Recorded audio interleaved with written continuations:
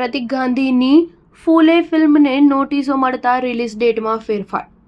પ્રતીક ગાંધી અને પત્રલેખાની ફિલ્મ ફૂલેને અલગ અલગ બ્રાહ્મણ સંગઠનો તરફથી નોટિસ મળતા આ ફિલ્મની રિલીઝ પાછી ઠેલવવામાં આવી છે. ફિલ્મ અગાઉ તારીખ 11મી એપ્રિલે રિલીઝ કરવાની હતી, પરંતુ હવે તે 25મી એપ્રિલે રિલીઝ કરાશે. ફિલ્મના સર્જક અનંત મહાદેવનના દાવા અનુસાર મહાત્મા જ્યોતિબા ફૂલેના જીવન પર આધારિત આ ફિલ્મના ટ્રેલર બાદ કેટલીક ગેરસમજ ફેલાઈ છે, જેથી અમને બ્રાહ્મણ સંગઠનોની નોટિસ મળી છે.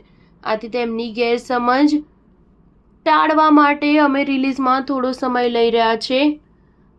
દરમિયાન ટ્રેડ વર્તુળોના જણાવ્યા અનુસાર તારીખ 10મી એપ્રિલે સની દેઓલની જાટ ફિલ્મ રિલીઝ થવાની હોવાથી તેની સાથે ટક્કર ટાળવા માટે આ ફિલ્મ પાછી ઠેલવવામાં આવી હોય તે બનવા જોગ છે. સ્ટાર ન્યૂઝ 7 હંમેશા સચ્ચાઈની સાથે.